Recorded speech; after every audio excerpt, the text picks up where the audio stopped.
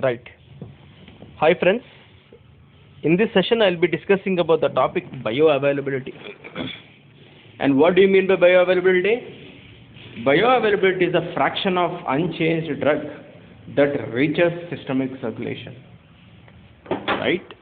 And it's also written that moxifloxacin undergoes 100% absorption and most of the drug do not undergoes 100% absorption. Now what is it trying to tell us here? What do you mean by bioavailability? It is a fraction of unchanged drug. That means, say example, if you take this section or if you take this aspect, I have already shown here. So if you look into this aspect here, this diagram, okay, this diagram where the person has taken 100, it has taken 100 mg. Now he has taken 100 mg. Out of the 100 mg, the tablet, it goes into the stomach, right? It goes into the stomach. Now out of 100 mg, it has absorbed 70 mg has been absorbed.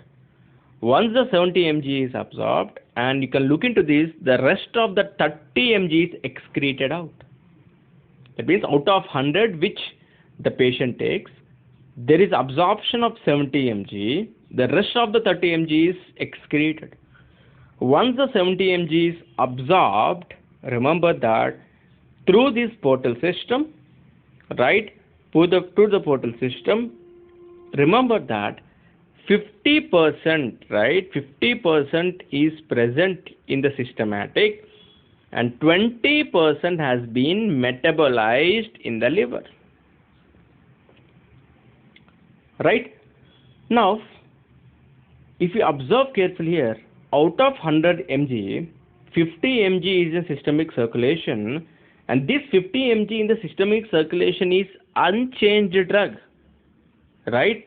So if you look into the 50% out of 100 mg, it has gone, now 50 has been, that means it is 50%, right? So 50% is nothing but other than 0.5. So when I speak about the bioavailability of a drug, it is 0.5, right?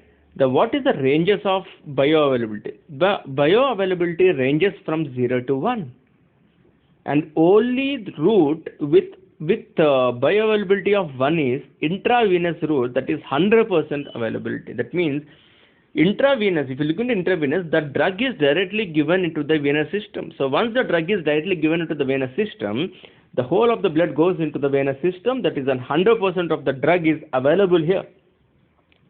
And the next important aspect which you need to understand, it depends on two factors, okay? What does this bioavailability depends?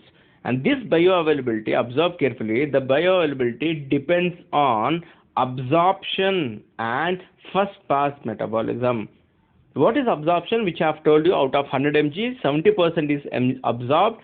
So 70 mg is absorbed, that is an absorption. And what is first pass metabolism? In the first pass metabolism, where it has metabolized in the liver, right? Out of 100%, how much is metabolized? It is a 20% is metabolized.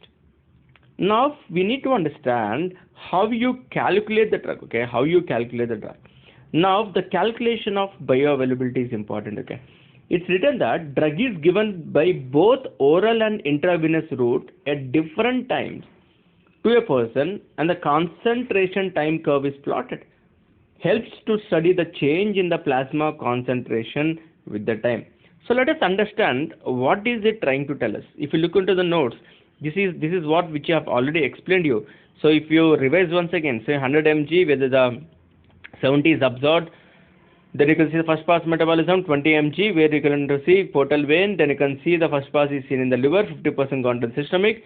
I have already explained the bioavailability of 50%, that is and 50 mg not given, then you can look into this 50%, it is 0.5, so range will be starting from 0 to 1%.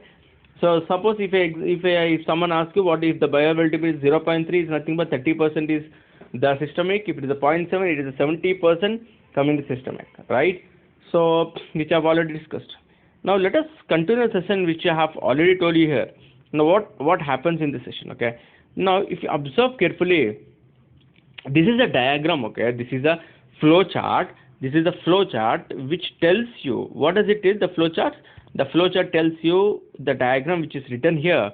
Now they have plot a graph where you have an x-axis and a y-axis. In the x-axis, there is a time given, right? In the x-axis, there's a time given in the x-axis.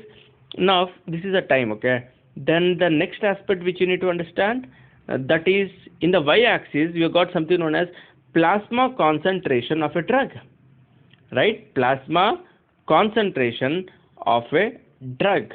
Now, what does it tell? If you look into this plasma concentration of a drug, and in the x-axis is the time. Now, the plasma concentration is maximum, okay, at time 0 with IV route. Area under the curve of a drug denotes the bioavailability of a drug. Now, what happens here is, if you look into this, this thing, okay, this is area under curve, okay, this is an area under curve of a oral drug. Now, the moment you take the drug inside, it takes bit of time and it increases in the systemic. At one stage it becomes plateau and one stage it comes down, right? Now, if you observe carefully regarding this, right, if you look into this, at zero time, this is zero time, where the plasma concentration is high or the maximum, that is seen where it is seen in IV route. It is seen in IV route. So the plasma concentration is maximum at time 0 with IV route. Area under the curve of a drug denotes the bioavailability of a drug. Now, this is the bioavailability of what? Area under the curve. So, if you look into this bioavailability here, what actually happens? This is the bioavailability, right? This is the bioavailability.